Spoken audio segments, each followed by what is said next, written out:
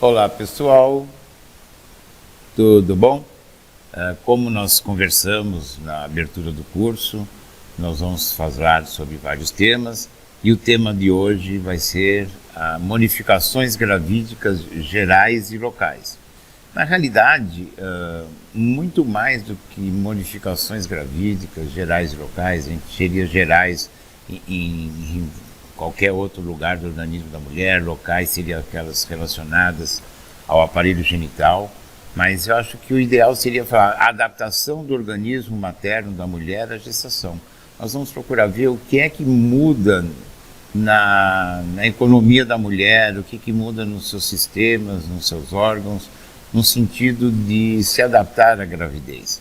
Acho que essa é uma das aulas, como eu comentei na primeira, é uma das aulas mais importantes para um médico que não vai fazer GO e para os médicos da GO também, porque acho que muitas vezes a paciente chega com uma determinada queixa no consultório do obstetra e ele tem que saber se essa queixa que ela está trazendo é um sintoma normal, fisiológico de todas as grávidas e que eventualmente algumas podem sentir, outras não, ou se isso traduz alguma complicação, alguma alteração saindo da normalidade.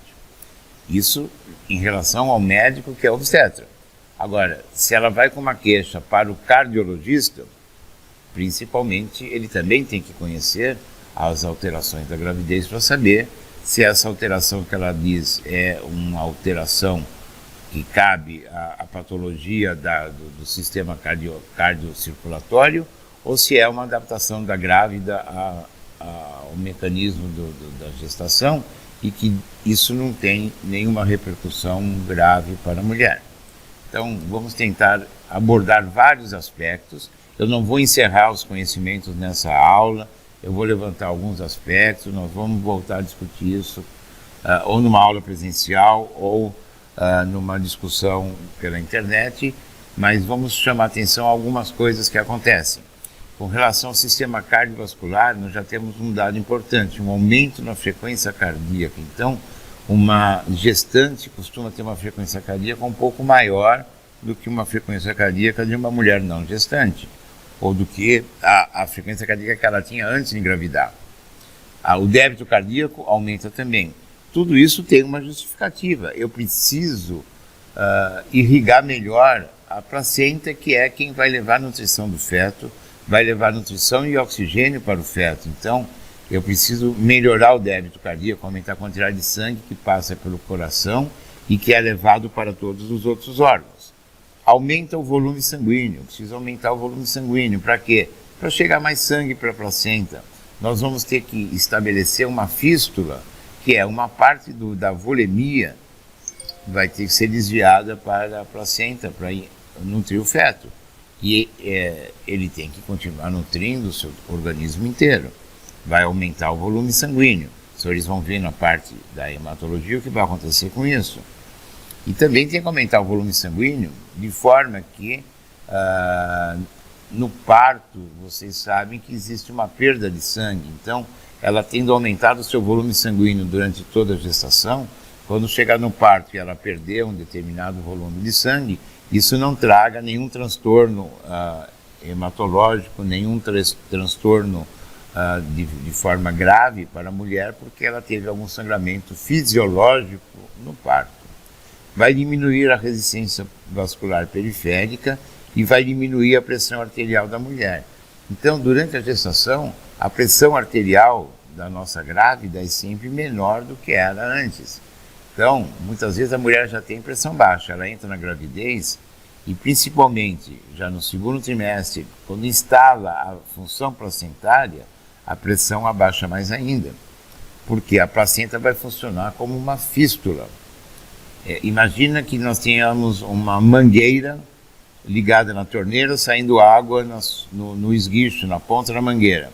Existe uma determinada pressão. Se nós fizermos um furo no meio, no caminho dessa mangueira e a água começar a desviar, a pressão de água que vai chegar lá no esguicho, na ponta, vai ser menor, porque houve um desvio de fluxo. Na grávida existe uma fístula placentária. desvia um pouco de sangue para a placenta, com isso a pressão arterial abaixa. Isso vai ser interessante, que vocês vão ver que muitas grávidas têm tontura, na hora que levanta a pressão tende a cair mais ainda, elas têm tontura. Quando elas vão no restaurante e fica um lugar abafado, elas às vezes desmaiam, cai no chão. Daí quando a mulher grávida desmaiar e deitar no chão, não vá levantá-la logo, deixa ela estabilizar no chão, que vai mais sangue para o território cefálico e ela sai do desmaio. Se vocês levantarem ela, ela desmaia de novo. Então isso é queda de pressão, que é normal na grávida, a gente vai discutir melhor isso. Em relação ao sistema hematopoético, vai ter várias modificações. Existe um aumento do número de hemácias das células vermelhas. Com isso ela vai precisar de mais ferro, então nós vamos ter que fazer um suplemento de ferro para a mulher. Eu vou ter que dar mais ferro porque ela vai fazer mais células do sangue, ela vai fazer mais hemácias. Mas por outro lado, ela vai economizar ferro também, porque ela vai deixar de menstruar todos os meses de gravidez, ela economiza um pouco de ferro. Mas agora é o seguinte, ela aumenta o número de hemácias, mas aumenta muito mais o plasma, que é a fração líquida do sangue.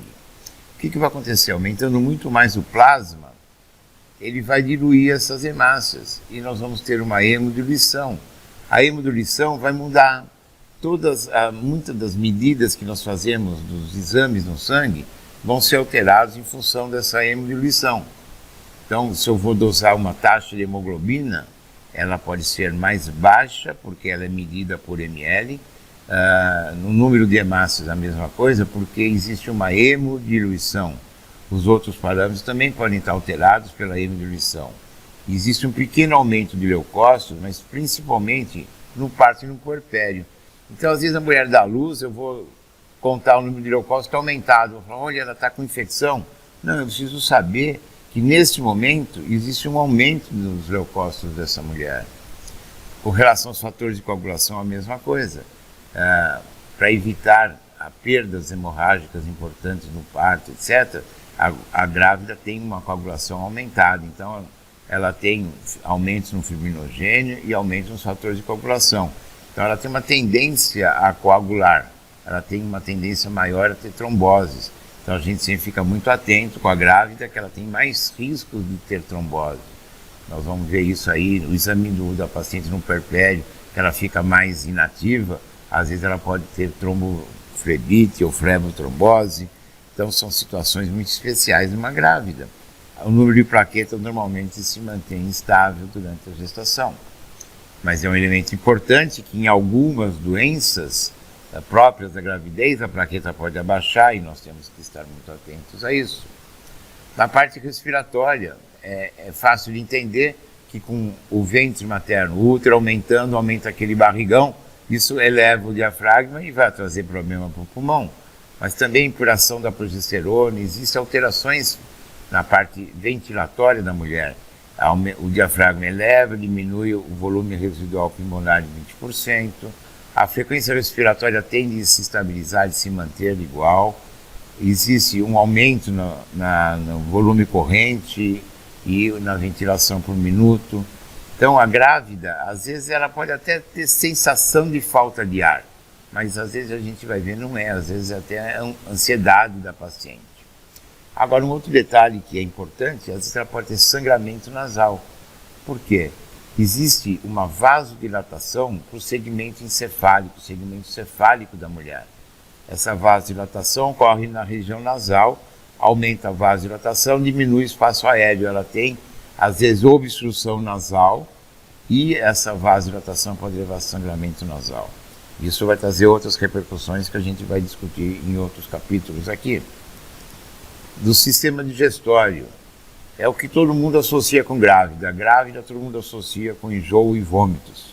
Então o que determina o enjoo e o vômito numa grávida? Às vezes é o aumento do hormônio próprio da gravidez, que é a gonatrofina coriônica. Ela vai aumentando do início da gravidez até o meio, ela vai subindo. Então é o mesmo exame que dá o teste de gravidez positivo. Ele aumenta isso que pode dar enjoo. Existem situações onde a quantidade desse hormônio é muito grande. Exemplo, numa gravidez múltipla, nós temos mais gonatrofina. Então, gravidez múltipla, ela pode ter mais enjoos. Uma outra patologia, uma outra doença que os senhores vão aprender, que é a moléstia trofoblástica. A moléstia trofoblástica, existe um aumento da gonotrofina coriônica, ela pode cursar com mais náuseas e vômitos. Então, isso pode acontecer, é um sintoma digestivo. Pode sangrar a gengiva, faz parte aí da boca, né? Eu já falei, existe um aumento de circulação, da circulação do segmento encefálico. Pode sangrar a gengiva e daí é normal. Eu tenho que mandar para o dentista para ver se não tem inflamação na gengiva. Gengivite é muito frequente em grávida e pode às vezes até provocar um parto prematuro. Ela é obrigada a passar no dentista, são problemas digestivos. Eu posso ter também um tônus digestivo diminuído no geral. Então a digestão da grávida é sempre mais devagar. Só para vocês terem uma noção, o anestesista, quando for fazer anestesia numa grávida, ele sempre considera a grávida com o estômago cheio. Eu falo, não, mas ela já comeu faz 4 horas. Mas a digestão sempre é lentificada, o esvaziamento gástrico é lentificado, a liberação da vesícula é mais devagar. Então, tudo é lentificado no trato digestivo. O intestino funciona mais devagar, elas costumam ter obstipação. Então, isso tudo é fisiológico na grávida. Nós temos que tentar melhorar com orientações dietéticas e às vezes até com medicação, mas é saber que isso é fisiológico. Ela pode ter mais azia, queimação. Todo mundo brinca que quando a mulher tem queimação é porque está nascendo o cabelo do bebê, mas não é. O que existe na gravidez é uma hipocloridria, uma diminuição na acidez do estômago. Mas, professor, como é que é? Ela tem diminuição de ácido e por isso ela tem queimação? É o seguinte, o ácido no estômago, ele é responsável pelo fechamento do cárdia, de forma que a acidez fique no estômago e não suba para o esôfago. Se o cárdia não fechar, porque tem pouco ácido, reflui ácido para o esôfago e ela tem queimação. Então eu posso tratar uma acidez dando coisa alcalina, a gente pode fazer isso. Ou eu posso tratar a acidez com coisa ácida, que vai fechar o cárdio e ela melhora também. Então é importante entender que isso existe. Eu falei que ela tem obstipação, então muitas vezes acaba tendo muito esforço para evacuar, com aumento de pressão local, ela acaba tendo as varizes na região perianal, que caracteriza a hemorroida, que é uma complicação das gestantes. Então o sistema digestivo e digestório, ele é muito acometido pela grávida. O sistema urinário é outro que sofre aí. Dê uma olhada aqui nesse desenho. O útero descansa em cima da bexiga, então já desde o comecinho da gravidez, o útero começa a inchar porque ele cresce um pouquinho por retenção, a bexiga já é comprimida. Então, um dos primeiros sintomas da grávida não é enjoo, como todo mundo imagina. Um dos primeiros sintomas, ela começa a ter vontade de urinar toda hora. Isso daí é muito frequente, porque o útero comprime a bexiga, a capacidade vesical diminui, então pouca quantidade de urina já desperta a vontade de urinar e ela começa a ter polaciúria, ela vai muitas vezes no banheiro. Isso no comecinho já aparece, agora conforme vai crescendo o feto também, o feto comprime a bexiga e daí ela começa a ter vontade de urinar mais para o fim da gravidez também, pelo próprio peso do volume fetal. Por outro lado, existe um aumento do fluxo plasmático renal. A grávida aumenta bastante esse fluxo e ela acaba aumentando a taxa de filtração renal. Isso é muito bom. Só que com isso, o que vai acontecer? Diminui a creatinina plasmática, a ureia, porque existe um fluxo renal aumentado. Além disso, que interfere nessas taxas, existe uma outra coisa, que é o que nós já conversamos, que é a hemodiluição. Então, na hora que eu doso uma creatina plasmática, eu posso dosar que ela está diluída nesse plasma que aumentou seu volume líquido. E eu tenho também uma coisa que é a retificação do tímpano vesical, que isso favorece o refluxo e às vezes favorece a infecção urinária. Então, infecção urinária na gravidez é uma das coisas muito frequentes por refluxo, por retenção de urina na bexiga. Então, o obstetra tem que estar sempre muito atento ao sistema urinário. O sistema endócrino é outro muito afetado durante a gestação. Por quê? Existe um aumento em peso e volume da hipófise, a prolactina aumenta porque ela é que vai determinar que exista o aumento da produção láctea. Em relação ao GH, o hormônio de crescimento ele não altera, porque existe o sincisto trofoblástico que assume esse papel e ele acaba determinando essas alterações.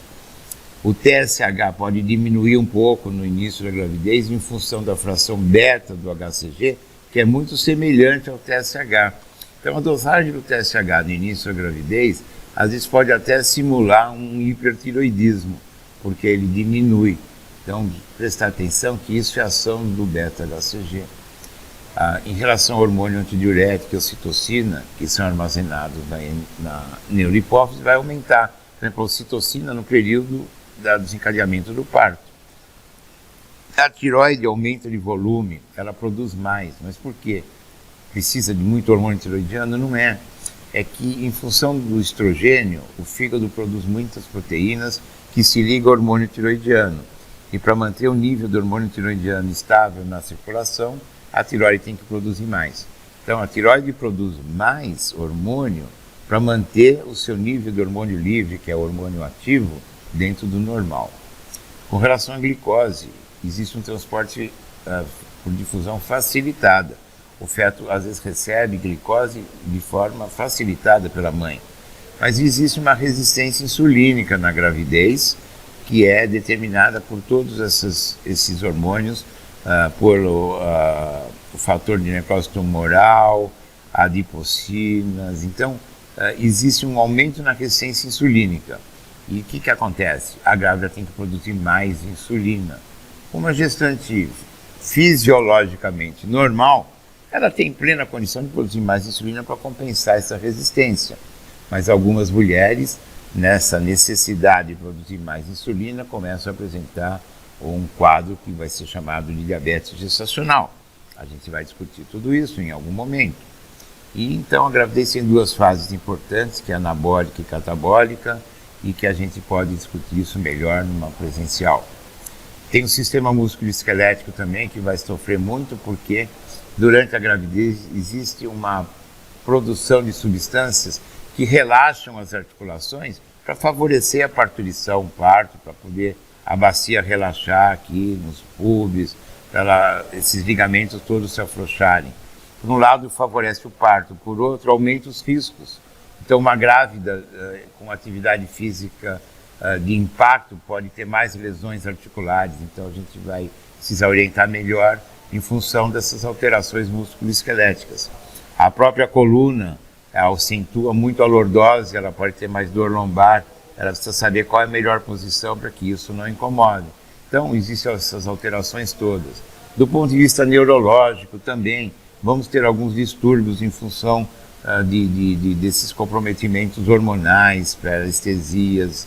Então, acho que nós vamos discutir tudo isso em função do uso da progesterona, que tem um efeito de sonolência, tem mais chance de ter enxaquecas também, por causa da própria aumento de vascularização do território cefálico.